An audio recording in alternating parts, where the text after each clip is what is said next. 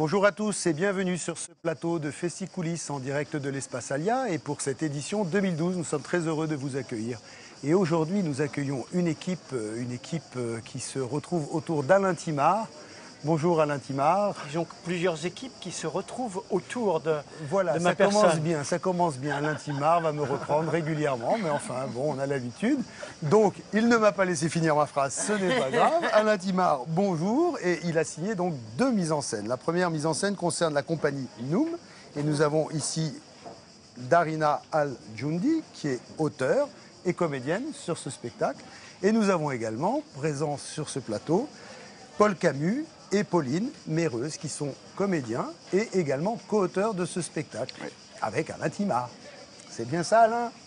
J'ai bien dit. Soit le point virgule, les 3 points ou le point d'exclamation. Oui, le point voilà, quand on est aussi polyvalent. Vous choisissez. Voilà. C'est ça qui est compliqué avec toi, c'est que c'est difficile de définir très précisément.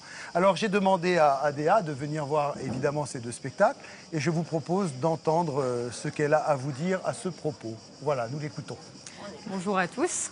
Bonsoir. Alors je vais commencer par Bonheur, titre provisoire, si ça vous va. Alors, Bonheur, titre provisoire, c'est une création originale à partir de la pensée d'un philosophe, Robert Misrahi, qui a effectué de nombreux travaux sur le bonheur.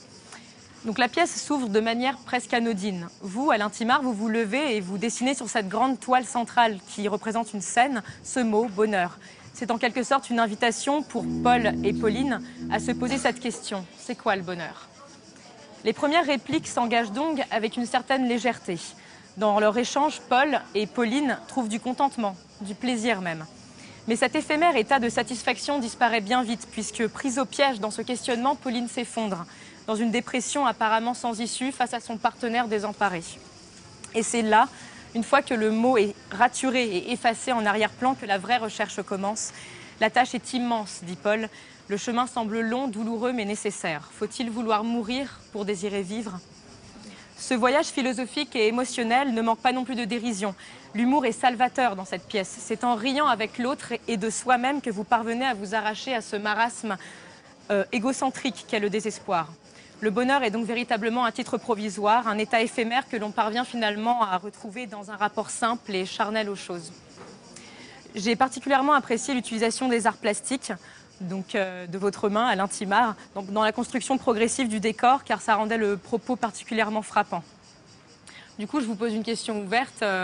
Justement, ça m'intéressait de savoir comment le travail s'est effectué à partir d'une œuvre philosophique assez vaste et avec 3 co-auteurs, si c'est parti d'improvisation, enfin comment ça s'est fait en fait. À qui posez-vous la question? D'abord au metteur en scène. D'abord au metteur en scène. Alors, très brièvement, l'histoire de ce bonheur et de ce travail, donc de cette écriture à 6 mains, a commencé il y a à peu près 2 années et demie, 3 années, par l'invitation de Robert Misrahi dans mon théâtre pour une conférence sur la joie. Vous savez, c'est non seulement un philosophe connu en tant que spécialiste de Baruch Spinoza, que j'aime beaucoup, mais aussi on le définit comme un des philosophes de la joie. Et ce thème-là m'intéressait beaucoup, surtout par rapport aux périodes que nous traversons, plutôt dépressives. Et donc ça me paraissait intéressant que Robert Misrahi nous parle de son cheminement par rapport à la joie. J'étais emballé, conquis, surpris, convoqué, provoqué par sa parole. Et je me suis dit, il ne faut pas que j'en reste là. Donc, de fait, le travail, quand j'ai demandé à Pauline Méreuse et à Paul Camus de me rejoindre sur ce projet, le travail a démarré à partir de cette matière-là, cette conférence.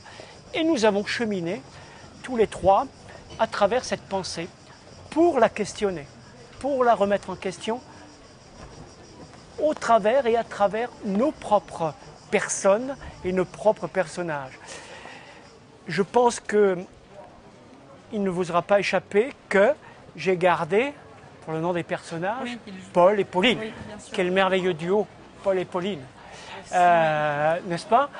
Et que les personnes ont quelque chose à voir avec les personnages. Oui. Paul, Pauline et Alain sont sur le plateau.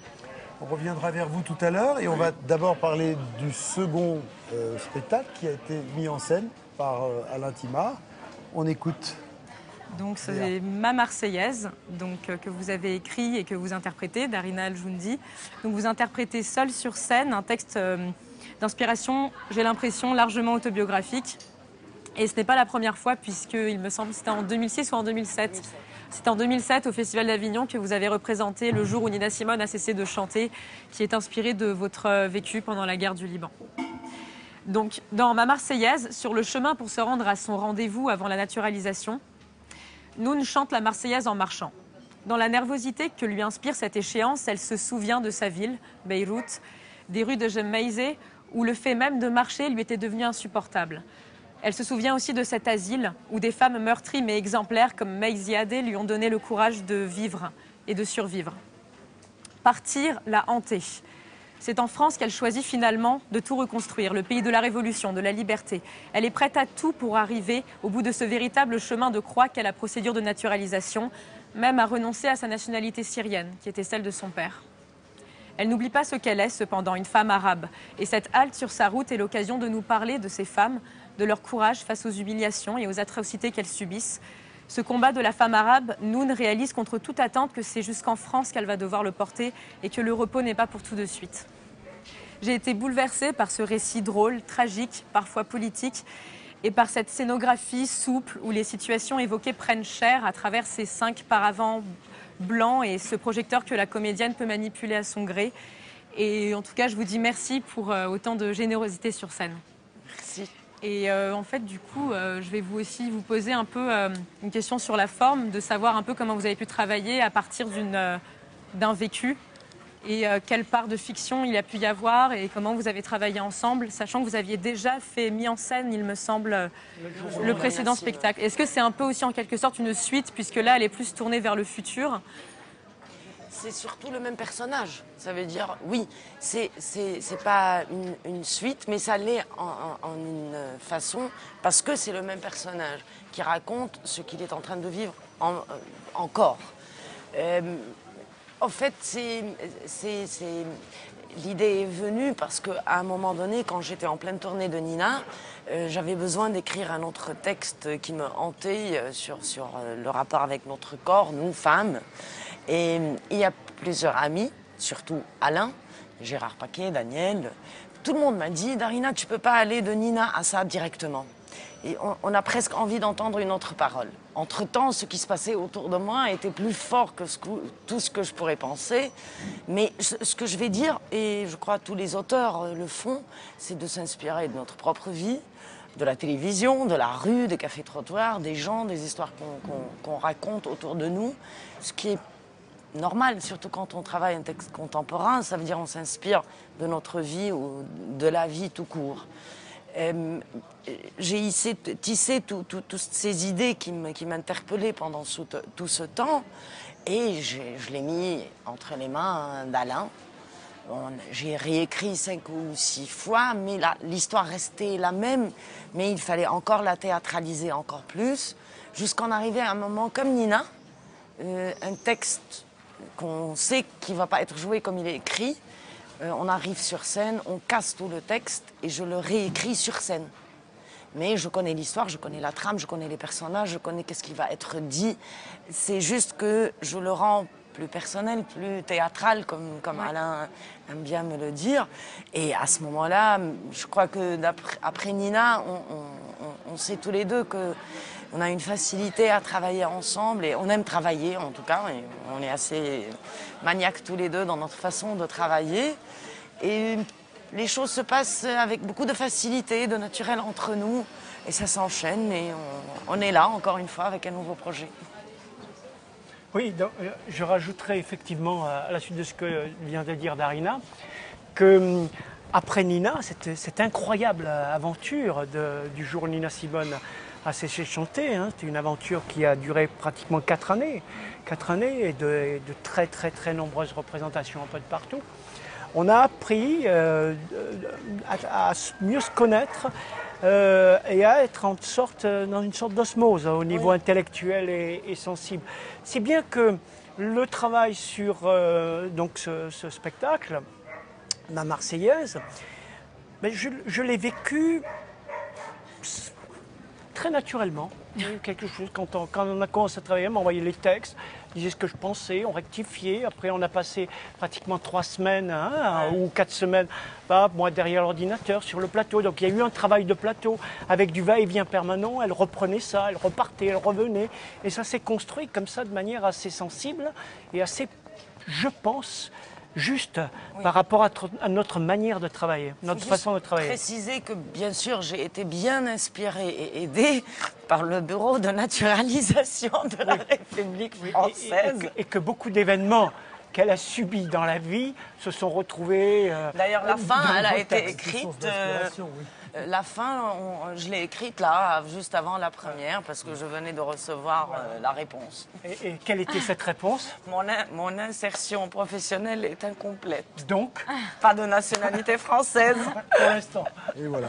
Et vous, vous êtes de nationalité française. Voilà. Alors Eux, ils sont français. Cela dit, moi je vis en Belgique. Oui. Donc tous les 5 ans, je dois faire une demande de carte de résident. Et j'ai très vite compris que c'était quand même un atout d'être européen, de comprendre la langue. Ouais. Et j'ai assez vite imaginé les difficultés que ça pouvait être pour quelqu'un qui arrive, qui est hors de l'Europe. Enfin, je pense que c'est pas loin d'un enfer. Ouais.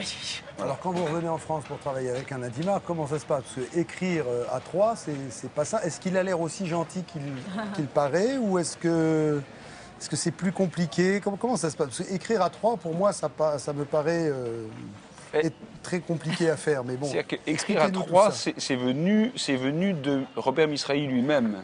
C'est-à-dire que c'est la parole elle-même qui nous a amené à faire ça. C'est un projet d'Alain et on a commencé à travailler, à essayer de comprendre la parole de Robert Misrahi. Et alors il y a des mots comme comment c'est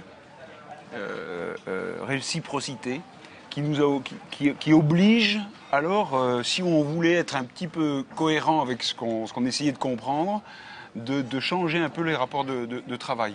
C'est vraiment, ça s'est fait, c'est par acquiescement à la parole de Robert Misrahi, et donc cette tentative d'aller vers quelque chose qui soit de la joie et du bonheur, et il indique cette direction-là. Et ensuite, on a quand même des positions tout à fait singulières de metteurs en scène, d'acteurs. Voilà. Pauline, Bah, il a très bien parlé. vous préférez vous exprimer sur le plateau? Non, mais il a tout dit. On a vu, ça s'est fait comme ça, quoi. Et vous avez déjà travaillé avec Alain? Non, moi, c'est la première C'est fois. la première fois? Ouais. Oui, et alors? C'est bien. Non, c'est superbement bien passé, le travail. Oui. Oui, oui. Alain, tu es aussi le directeur du Théâtre des Halles. Ça, c'est encore autre chose. C'est encore une autre activité. Encore que ce soit complémentaire. Ah ben, bien entendu, c'est un bel outil quand même, ce théâtre. Oui. Un très bel outil. Je peux dire un truc, c'est personnellement en tant que comédienne de retravailler avec Alain, mais il y a un truc qu'il m'offre à chaque fois qui me fait un plaisir énorme. Il a toujours un élément très simple qu'on croit que il vaut rien l'élément qu'il me donne. Dans Le jour où Nina Simone, c'était dessiner un carré blanc À la craie. à la craie. Et là, c'est 5 paravents qui ont l'air de absolument rien du tout. Et ils tissent tout autour. Et ça, c'est de la magie. C'est plasticien, ça, Oui. qui Oui, amène, je crois. qui amène Disons cet que c'est éclairage-là. Oui, c'est une sensibilité peut-être pas exacerbée, mais en tout cas une sensibilité à l'espace et au corps de l'acteur dans l'espace. Ça, c'est évident. Ouais. Bon, alors Alain, ça fait depuis 83 que tu es sur le près, Festival à peu d'Avignon. près. Tu as travaillé avec le IN, tu as travaillé avec le Off. Oui, Enfin, oui, tu as un oui. regard. Je suis polyvalent. Voilà. Puis tu as un regard de sage, on dit, sur ce festival. Il me semble bien t'avoir rencontré Quelle même. serait la question? Mais Quelle va être la question? Enfin, c'est compliqué comme question parce que je sais à peu près ce que je pense. ce que tu penses, mais tu le dis pas toujours. Alors, est-ce que là, on pourrait avoir la chance d'avoir le fond de ta pensée sur ce festival? Lequel? Comment il évolue? J'aime bien on le va mot. parler du off parce qu'on Non, est j'aime ici bien, dans... effectivement, j'aime bien le fait que vous employez le mot festival dans sa globalité. Parce que je pense qu'il y a, à l'heure actuelle, pour le dire très franchement et très honnêtement, en tout cas très justement par rapport à ce que je pense, il y a absolument une remise à plat complète à refaire de ce festival et repenser la ville, son agglomération en fonction du festival d'Avignon et de son agglomération. Cela veut dire que, pour moi, il y a une refonte complète à faire du festival Off et il y a une refonte à faire complète du festival In pour n'avoir qu'un festival. C'est clair? C'est très clair. Et c'est ce que j'attendais comme réponse. J'en suis très content. On va malheureusement être obligé de se quitter parce que le temps passe et que Dommage. sur Internet, malheureusement, on n'a pas beaucoup de temps. Merci beaucoup, en tout cas, Déa, de nous avoir fait part de ces impressions. Merci à vous de nous avoir suivis. On va juste rappeler avant de se quitter les horaires, le lieu, on le sait, c'est au Théâtre des Halles. Oui, les deux sont au Théâtre des Halles. Donc Darina Al-Joundi joue à 11h tous les jours et vous jouez à 16h30. Oui. il me semble. Oui, tout à fait. Honneur, titre provisoire, ma Marseillaise. Voilà. Merci à vous de nous avoir suivis jusqu'à présent. Si vous êtes encore avec nous, eh bien, c'est que cette émission vous a intéressé, que vous avez découvert des choses que vous ne connaissiez pas. Et comme nous sommes sur Internet, eh bien, vous savez que vous pouvez communiquer maintenant sur Facebook, sur Twitter. Alors ne vous gênez surtout pas, nous avons un Facebook aussi. Et vous pouvez devenir nos amis, puisqu'il paraît que maintenant on peut se faire beaucoup d'amis sur les réseaux sociaux. Alors on en a beaucoup que je ne connais pas, mais je suis ravi de les avoir comme amis. Alors n'hésitez surtout pas à en parler. Voilà, merci, à très bientôt.